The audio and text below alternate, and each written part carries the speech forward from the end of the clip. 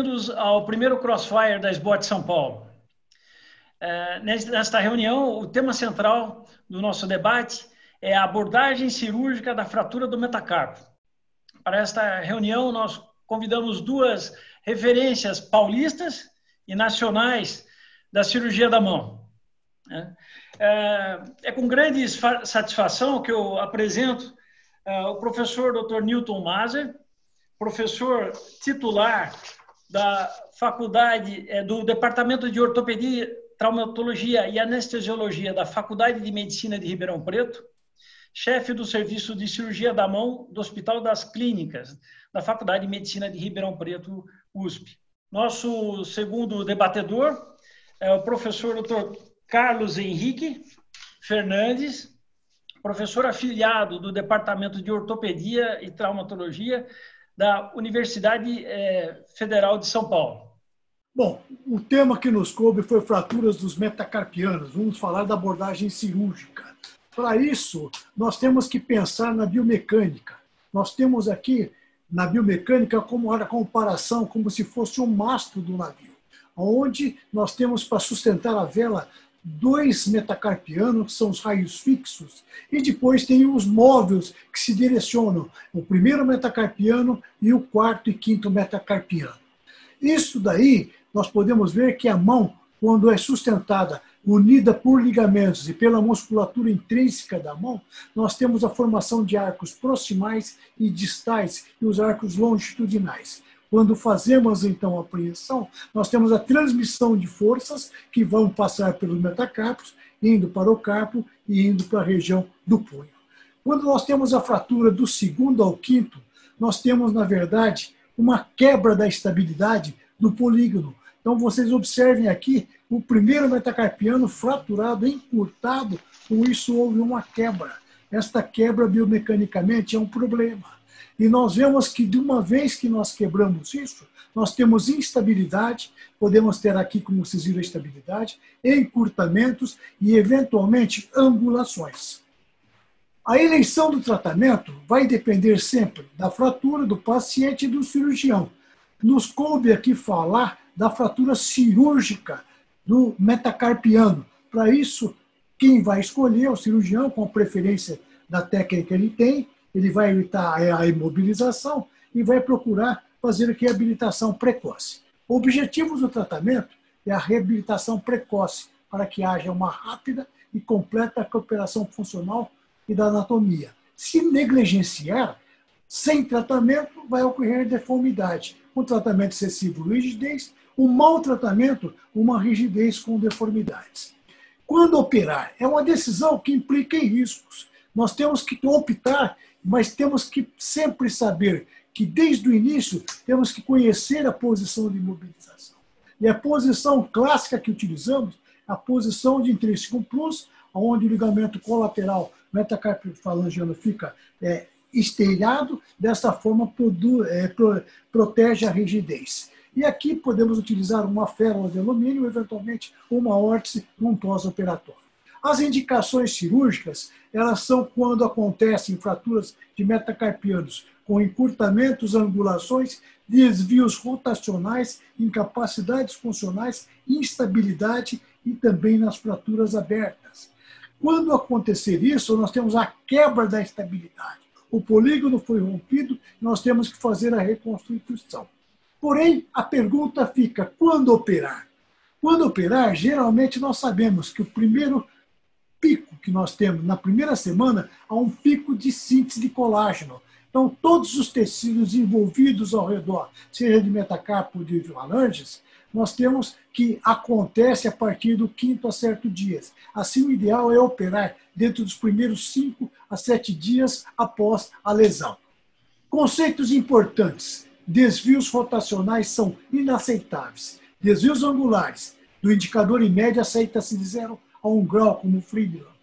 Anular em mínimo até 25 graus, como falou Wolff e Elliott. O polegar até 20 graus e encurtamentos dos dedos longos 2 a 3 milímetros. Polegar geralmente inferior a 2 milímetros. De uma vez que vamos operar, temos que eleger o implante. Para isso, em várias épocas, utilizávamos as placas DCP 2.0, que tinham vantagens e desvantagens. Porém, isso é passado, porque elas faziam a síntese, ficavam salientes, e nós tínhamos problemas que, a maioria das vezes, tínhamos que remover o material de síntese. Hoje temos à disposição, dependendo da localização e o tamanho do fragmento, vários materiais propostos por várias indústrias, como temos a síntese aqui, com materiais delicados, aptos nanos, materiais delicados, depois, modernamente, recentemente, os sistemas AV bloqueados, como a Johnson Depuy, ela preconizou e lançou esse material que dá versatilidade, tem um instrumental adequado, são placas de baixo perfil que dão força e estabilidade. Mas nós temos também lançado um material nacional, que é da Tec Import, da mesma forma, o mesmo sistema que preenche os mesmos requisitos. As indicações são para reduções abertas e fixações internas a fraturas consolidadas viciosas ou depois de extirpação de tumores ósseos benignos, reimplantes, reconstruções, artrodese de pequenos ossos, osteotomias, enfim. Isso pode ser feito dessas síntese. Vamos operar? A primeira coisa que temos que pensar, uma via de acesso no dorso da mão de forma adequada. Isso temos que respeitar a musculatura intrínseca. Quando nós temos, por exemplo, mais de um metacarpiano envolvido, geralmente centramos essa incisão entre os metacarpianos, com isso deslocamos para o segundo ou para o terceiro, e aqui essa incisão permite deslocar para o quarto, para o quinto. É correto quando você faz a abordagem. Temos que afastar delicadamente a musculatura intrínseca, expondo somente a parte dorsal do metacarpiano. Esse é o modo correto, não exagerando, colocando afastadores na profundidade e deixando desvascularizado, desperiostizado pequenos fragmentos. Nas fraturas oblíquas longas tratadas com parafusos interfragmentares, nós temos que ter um conceito que podemos ter situações perigosas. A primeira delas é você fazer a medida adequada do parafuso. A segunda dela é você identificar, se ocorreram no intraoperatório, se identificar traços de fratura que podem promover a soltura do seu implante. E a terceira coisa é você olhar o vértice da fratura. Ter uma distância adequada para colocar, porque se você colocar muito na extremidade, você pode romper. Então, para isso, tem esse cálculo que se faz, sempre respeitando o diâmetro do parafuso, tanto para distal como para lateral, você vai ter com segurança o posicionamento do seu parafuso. Então, vamos optar para esta fratura do metacarpiano, uma fratura oblíqua longa, você colocar os parafusos. Quantos parafusos vamos colocar? Vai ser quantos a comprimento do bisel aqui da fratura oblíqua longa couber para o diâmetro desse osso.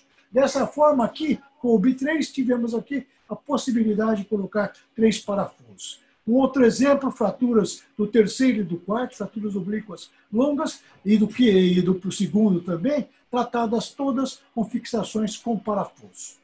Temos fraturas transversais tratadas com placas LCP. Observem aqui que já tinha um desvio rotacional, uma fratura bem identificada, porém no intraoperatório identificamos a fratura do quinto.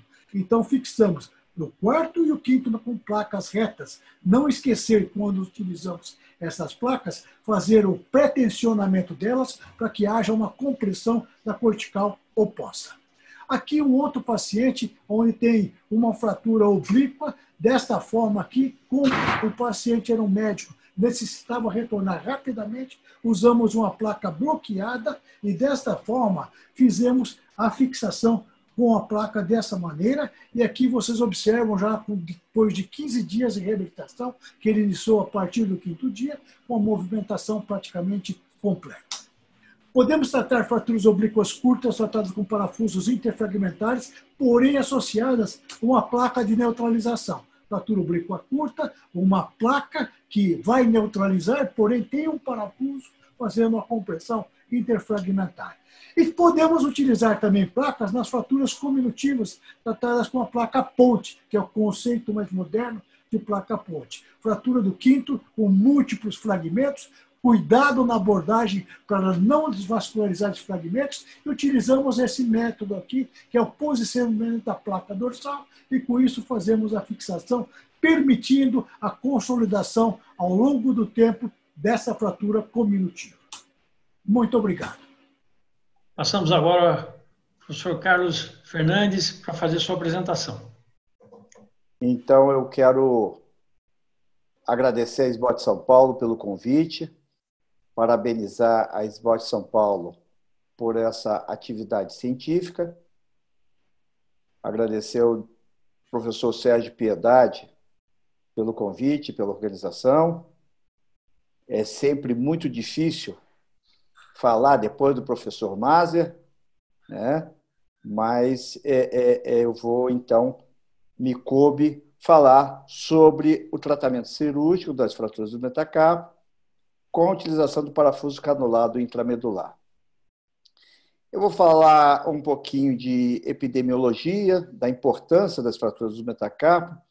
Então, em 2012, nos Estados Unidos, se calculou que 33% das fraturas ocorriam nas mãos.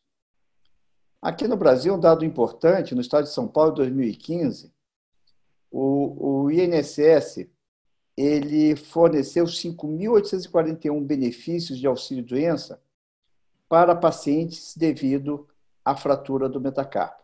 Então, mostrando a importância do tema e o impacto financeiro. Todos nós sabemos que isso é mundialmente divulgado, que a fratura do colo do quinto metacarpo é a fratura mais frequente dos metacarpos. Existem várias formas de tratamento e a gente vai procurar aqui discutir um pouquinho sobre essas diferentes formas.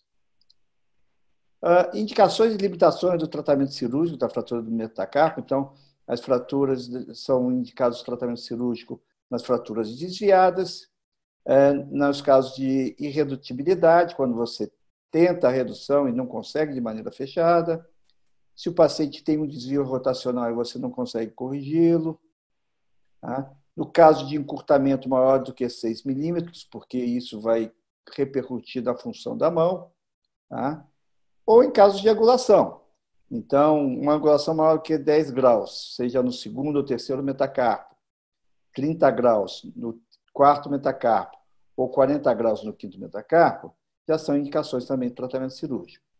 Esses números eles variam de autor para autor, de literatura para literatura, e a gente não vai conseguir, nesse encontro, definir isso. Mas outra indicação clássica, então, é o caso de fraturas múltiplas dos metacarpos. Como é que a gente pode tratar essas fraturas do metacarpo? Então, existem várias técnicas. Então, a gente pode utilizar o fio de Kirchner. O fio de Kirchner a gente pode utilizar de uma forma intramedular. A gente pode utilizar de um metacarpo ao metacarpo vizinho. Pode usar do metacarpo aos ossos do carpo. Então, de várias maneiras, desde que a gente estabilize a fratura. Outra maneira é a fixação com placas e parafusos. E aí existem diferentes placas, diferentes diâmetros, Eles podem ser utilizados em conjunto ou, dependendo da fratura, até só com a utilização de parafuso. E, mais recentemente, a utilização do parafuso intramedular. Então, coube a esses autores, Bolton e colaboradores, em 2010, a descrição do tratamento cirúrgico da fratura do metacarpo com a utilização de um parafuso canulado intramedular de forma retrógrada. Então, essa foi a primeira descrição. Quanto à localização, o parafuso ele pode ser utilizado em diferentes locais de fratura, seja na cabeça, seja nas fraturas do colo, ou seja nas fraturas da diáfise, ou até mesmo da base. O que vai diferenciar é o modo da introdução do parafuso. Então, nas fraturas da cabeça, do colo e da diáfise, esse parafuso é passado de forma retrógrada, ou seja, de proximal para distal, da cabeça para a base.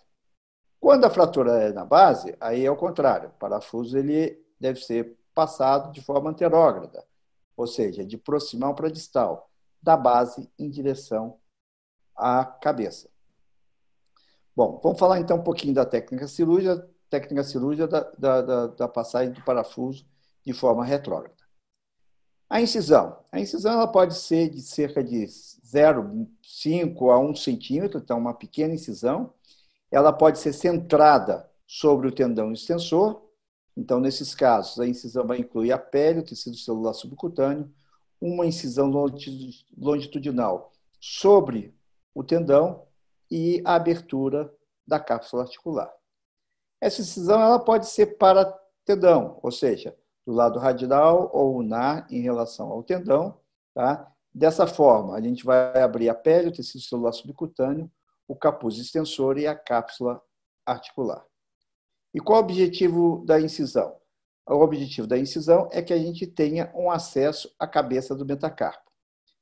Nas fraturas do colo do quinto, que são as mais frequentes, eu tenho tendência de utilizar o bordo radial, porque nessa região a gente tem, não tem o tendão, tem só o capuz e você tem um espaço mais livre para trabalhar cirurgicamente.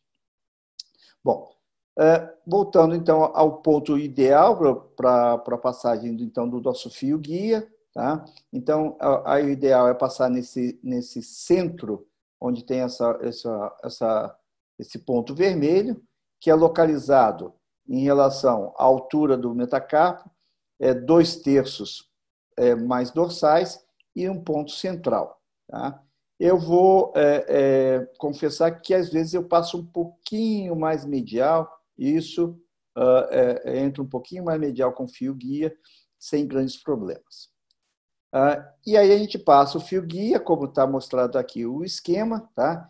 Esse fio ele fica numa porção mais dorsal da cartilagem, tá? Uma região que ela tem pouca articulação com a cartilagem da base da falange proximal. Uma coisa que é descrita e que eu também gosto de fazer é o seguinte: passou o fio guia, passa a articulação carpo-metacarpo, trava o fio guia no carpo, tá? Cerca de 0,1, 0,2 milímetros, só para travar o fio, de modo que quando você passar o parafuso, esse fio não rode em conjunto com o parafuso. Tá?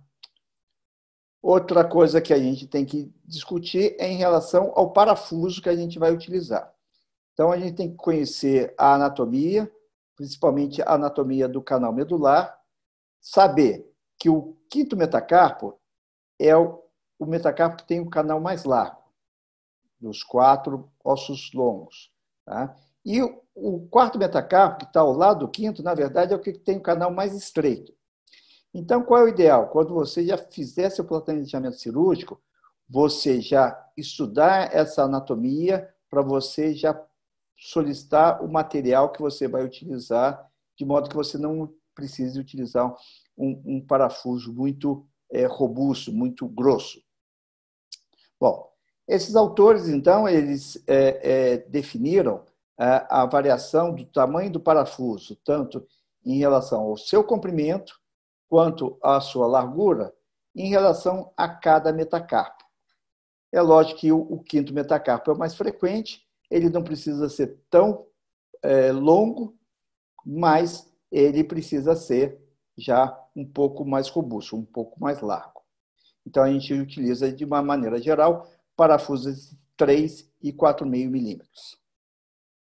Bom, na passagem do parafuso, o que é importante? Primeiro é que esse parafuso ele não pode ficar proeminente de jeito nenhum.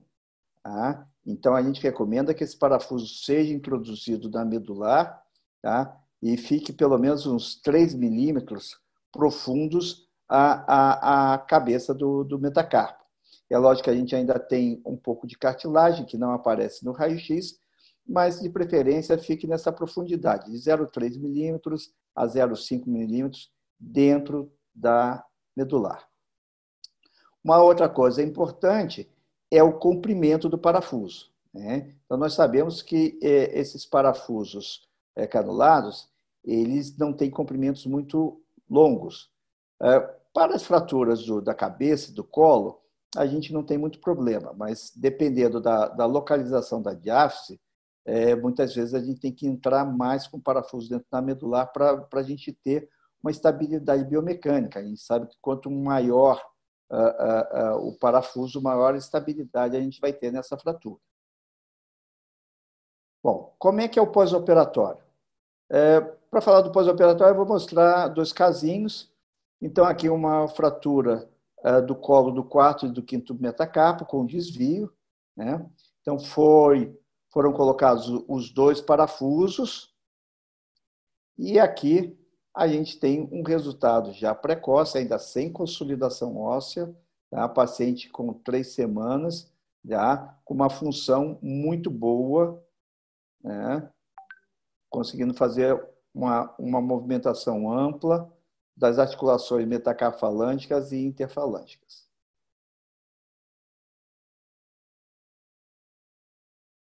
Um segundo caso, então, uma fratura do colo do 5º também, uma radiografia, a tomografia mostrando o desvio e a passagem do parafuso.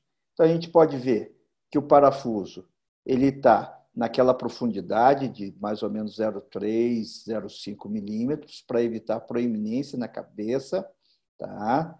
Ele tem um comprimento bom, dando estabilidade para a fratura, e isso permite a movimentação precoce. Então, aqui o paciente, também com 3 semanas de pós-operatório, fazendo a movimentação.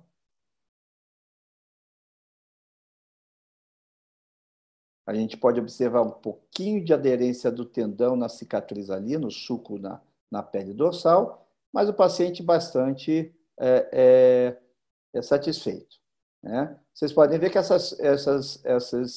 esses filmes foram feitos pelos pacientes. Por causa da questão da pandemia, né, os pacientes não querem muito voltar estando bem. Então, a gente pede para eles fazerem vídeo e nos encaminhar. Bom, complicações descritas. Eu não tive nenhuma até agora, mas o que é descrito é o déficit da extensão. A gente pode observar nesse paciente que, apesar de estar satisfeito, existe uma certa limitação da extensão da interfalângica pela aderência do tendão extensor.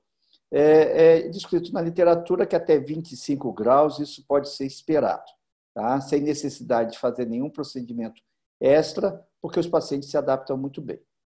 Outra possível complicação é a necessidade de retirar o parafuso. Essa necessidade é muito rara na literatura, tá? A grande maioria dos autores diz que não há necessidade de tirar. Com a minha experiência, que também não é tão grande, a gente pode ver que é uma técnica descrita há pouco tempo, e eu vou ser sincero, eu tive um pouco de resistência a começar a utilizar, tá? Mas pelo menos eu também não tive necessidade de retirar parafuso nenhum até agora.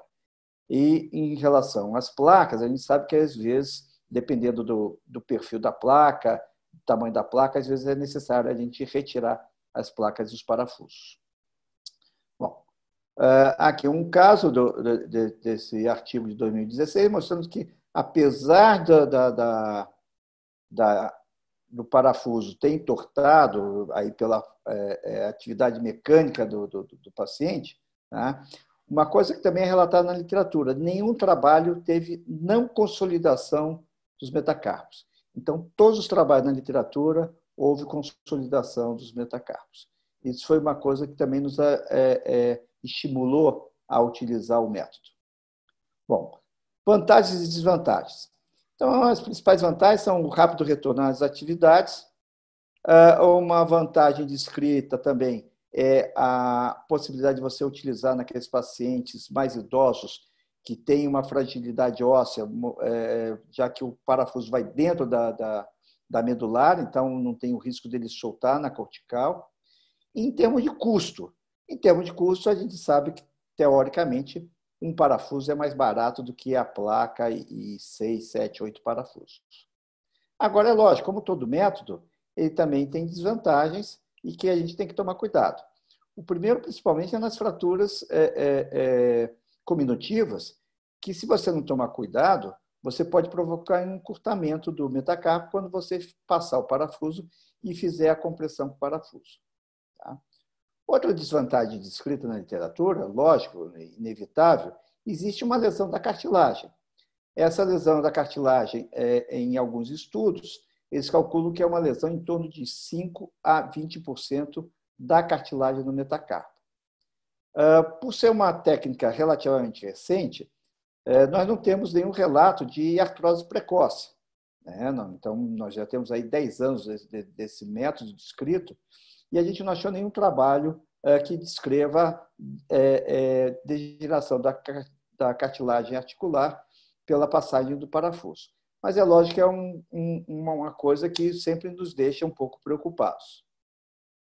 Bom, eu queria agradecer, então, o time lá da Casa da Mão. Muito obrigado a eles, porque sem eles a gente não consegue fazer nada. A gente trabalha muito em grupo. E eu agradeço mais uma vez. Eu gostei muito das duas apresentações. Eu acho que a qualidade fala por si só, né? Eu me lembro, bom, eu fiz a residência em 90, no início de 91 que eu fiz a residência. E eu me lembro que naquele momento, a fratura de mão, como o Carlos descreveu, quer dizer, a incidência de lesões de fratura na mão é altíssima. E, lógico, nos atendimentos de pronto-socorro, isso faz parte da realidade do residente.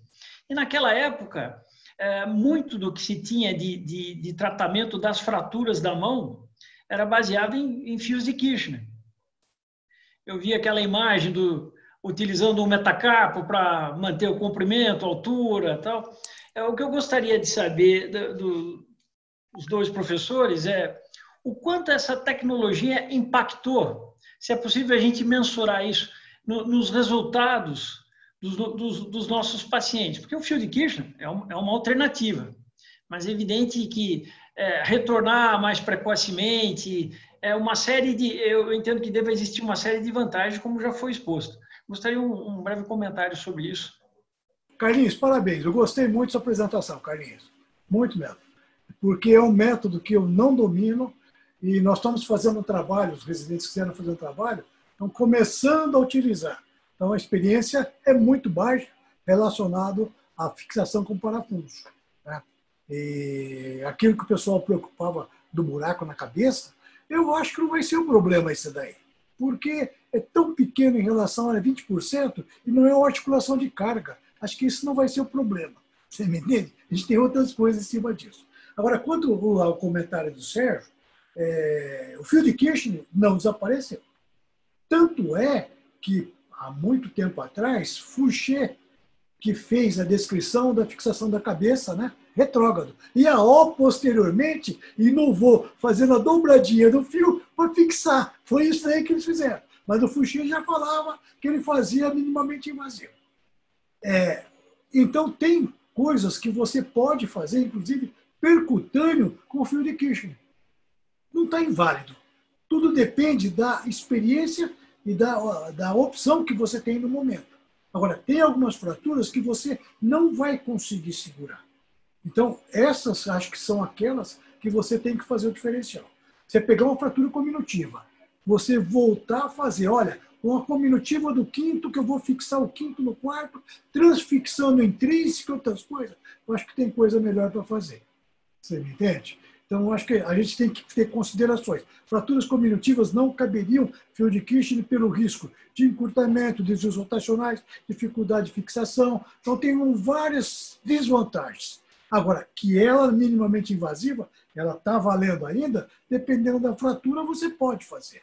O grande inconveniente é que ela não permite uma reabilitação precoce. Por quê? A fixação, a biomecânica do metacarpo, na hora que você vai fazer a flexão, o tensionamento é dorsal. A tendência é encurvamento. Como você viu, o parafuso encurvou. Se eu fizer só fio, eu tenho que segurar isso daí. Segurando, eu tenho aderência de intrínseco, eu tenho rigidez em metacarpo, ou eventualmente até da interfalangiana, que são complicações. Então, tem o seu lugar, mas tem que ser usado com critério. É a minha opinião. E o Sérgio, eu vou complementar o Maser, porque, na verdade, eu concordo plenamente com ele. Na verdade, eu acho que as indicações, elas se superpõem. Uma não substitui a outra. Então, eu me lembro que quando eu trabalhava no interior, eu só tinha fio de Kirchner, E assim, eu cheguei a fazer fio intramedular síntese perdida, que é descrito. Sim, sim. Qual é o risco? É migração, que eu esqueci de falar na minha aula, viu? Mas uma das complicações do parafuso é a migração proximal, tá? Para dentro da articulação, distal, né? Para dentro da articulação. Então, isso é um risco. E vocês viram, a maioria dos meus casos são aquelas fraturas boas, viu, Mazer? Aquelas fraturas... Porque eu ainda acho que se você tiver uma complicação, né, uma comminuição, eu acho que a placa ainda tem o seu papel, né? Uma fratura oblíqua traço longo, né? Mesmo da base, eu não tenho coragem de fazer, ainda não tive coragem e oportunidade também de fazer de base, porque eu tenho que cruzar e passar do carpo. Então, é assim, o tempo vai dizer, né, qual é melhor e tal. Então, essas fraturinhas que eu mostrei realmente têm agradado bastante o parafuso intramedular, mas não que as placas dos parafusos e o fio de Kirchner estejam abandonados, não. Eles fazem parte do arsenal de tratamento do ortopedista. Carlinhos, me permite um comentário. Eu vi seus parafusos, são roscas completas. Então, por exemplo, você vai usar o HCS, me preocupa, porque eu tenho uma parte que não tem rosca. E será que ao longo do tempo vai absorver entre o vale e a aresta ali, vai me permitir movimentações, alguma coisa? Então, essa é a minha preocupação. Agora, a sua não. O seu rosca completa, ele bloqueia de cima e embaixo, como a gente pôde observar. Entende? Essa discussão é muito interessante, porque a gente vê que a abordagem cirúrgica, todos os métodos são factíveis, podem ser utilizados. A gente tem que considerar o padrão de fratura, o tipo de fratura, qualidade do osso, é evidente, mas é interessante esse comentário que o Mazer fez em relação a quando você vai reabilitar. Existe toda uma biomecânica que tem que ser respeitada, e é aí que o implante falha se a gente não considerar isso. Acho bem bacana. As hastes flexíveis, eu vejo na prática, a gente começa a ver vários pacientes, colegas utilizando cada vez mais essas hastes. Isso, o mini tem. Eu não tenho experiência com ela. Ah, não? Ok. Carlos? Então, Sérgio, eu já usei, tá? Agora, eu acho que tem uma coisa que a gente tem que pensar, é assim, o quanto o mini tem para a fratura do metacarpo, ele tem de vantagem sobre o fio de Kirchner.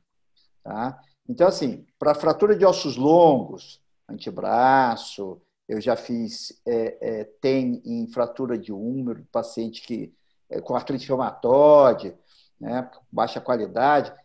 Agora, não me convence muito para o metacarpo. Tá? Até também tem a questão do custo dele, que é um custo elevado.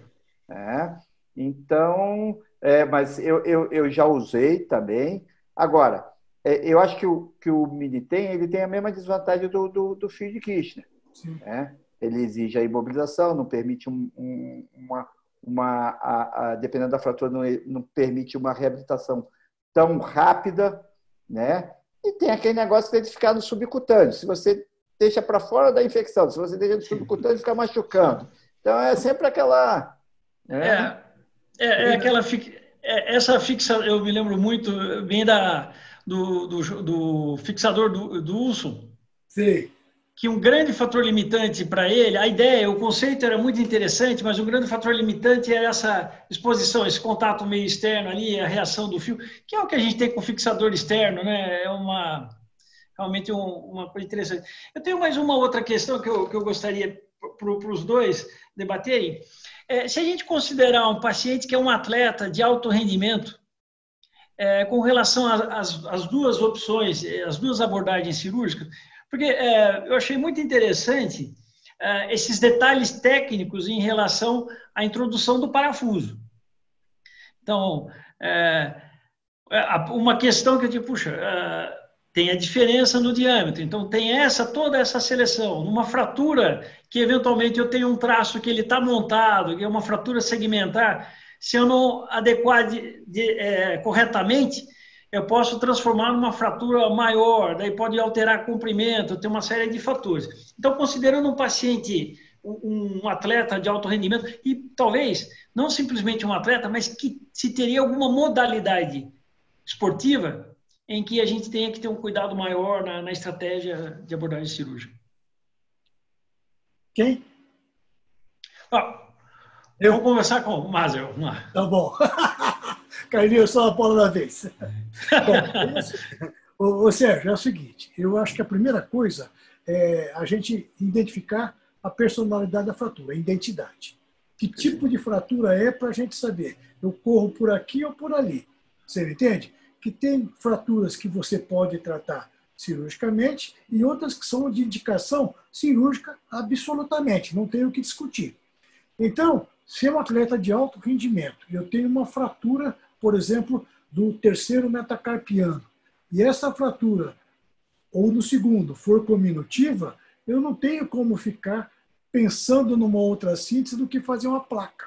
Por quê? Eu tenho, hoje as placas, elas têm perfil mais baixo e elas possuem, além disso, uma facilidade de você fazer migrações proximais e distais ou desvios rotacionais e fixar elas com parafusos bloqueados. São ângulos variáveis e parafusos bloqueados. Então, isso permite com que ele faça atividade de reabilitação e aí, talvez, dependendo do esporte que ele fizer, ele volte mais rapidamente às suas atividades esportivas da mesma forma.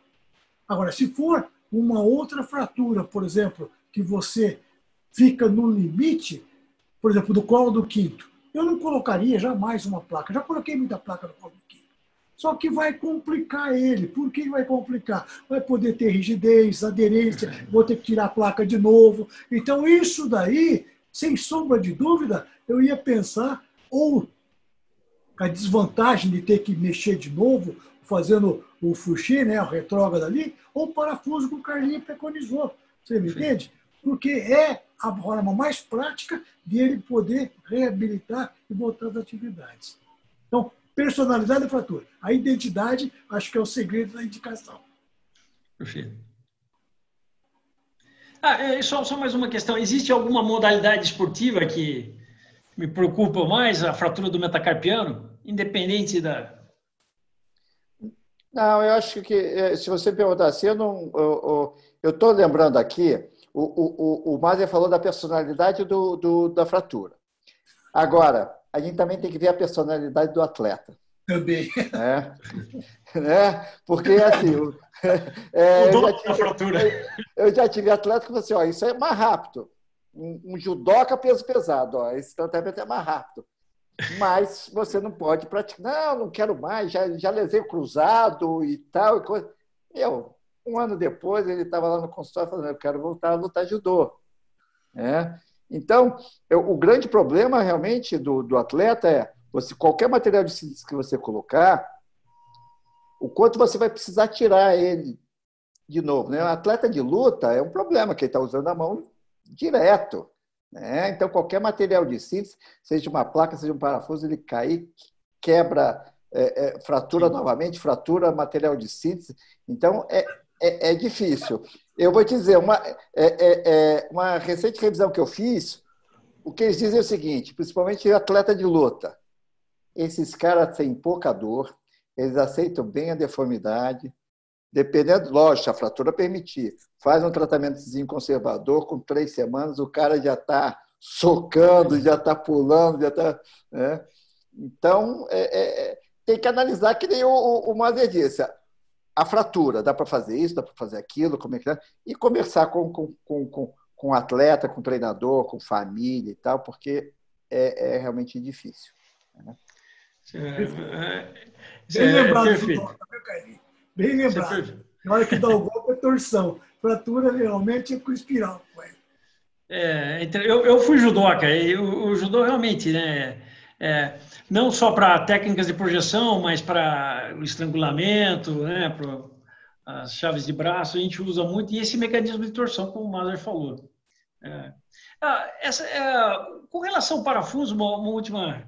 Vocês viram que eu me interessei muito pelo tema, né? Realmente, vamos dizer que as fraturas do metacarpo também são um tema apaixonante, né? Vamos dizer assim. Essa preocupação, porque a gente viu naquela imagem que o parafuso sofreu, ele entortou, imaginar um dia de ter que retirar um parafuso realmente, né? Eu não sei a palavra que eu poderia utilizar, mas realmente deve ser um estresse muito grande. Você sabe que essa história de tirar esses parafusos canulados, o grande problema é que ele não come para trás, né? Ele não tem a presa. Exatamente. Então, isso aí é um problema para tirar isso daí. Mas eu acho que é muito raro ter uma indicação de remoção num parafuso assim. Mas se precisar, eu acho que é uma bela confusão. Esse comentário, mas é interessante porque eu me lembro, na cirurgia do joelho, quando a gente começou a usar o pino transverso, existia no mercado um pino que o parafuso era maior e o outro que ele era bem delgado. Esse que era bem delgado tinha um problema. Se o cirurgião com menos experiência fosse com muita sede ao pote, ele poderia jogar o parafuso para a região metafisária e nunca mais encontrava o parafuso. E outra, para retirar o parafuso, é uma tarefa impossível, praticamente. É para perder aquela cirurgia que a gente perde a amizade com quem está auxiliando.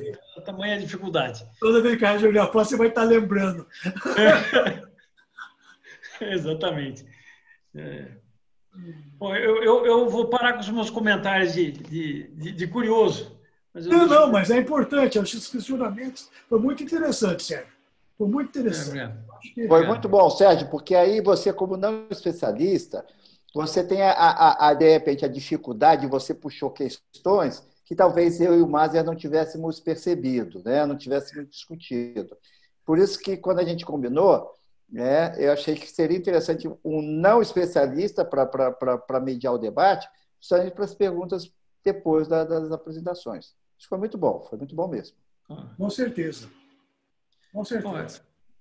Eu acho que podemos encerrar, né? Eu quero agradecer aos professores, foi um tempo extremamente valioso para todos nós e para o sócio da SBOT, para o ortopedista também.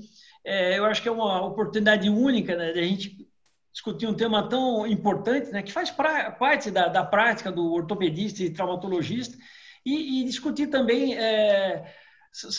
existem pontos de vanguarda também. Esse parafuso é uma coisa que é mais recente, né? Então, é muito interessante. Toda essa abordagem, esses conceitos biomecânicos, a importância de saber como introduzir esse parafuso, se a fratura está na base, se a fratura é distal, esse detalhe da ancoragem, como é feito o parafuso, essa discussão que envolve o pós-operatório foi muito, muito rico, muito bacana. Bom, então acho que nós podemos finalizar. Então, eu agradeço mais uma vez os professores e a todos que estão nos assistindo. Sérgio, eu agradeço muito a você e ao pessoal da SBOT São Paulo, pela oportunidade e o prazer de estar aqui com o Carlinhos, meu amigo de longa data, a gente estar discutindo e aprendendo sempre. Obrigado, Carlinhos, obrigado, Sérgio, obrigado, Dulce, obrigado, SBOT São Paulo. Eu agradeço também a todos, tá? Foi excelente, obrigado a Dulce aí que está nos acompanhando, está monitorando aí, pilotando, né? E cuidem-se, viu? Tomem cuidado aí. Saúde para todos.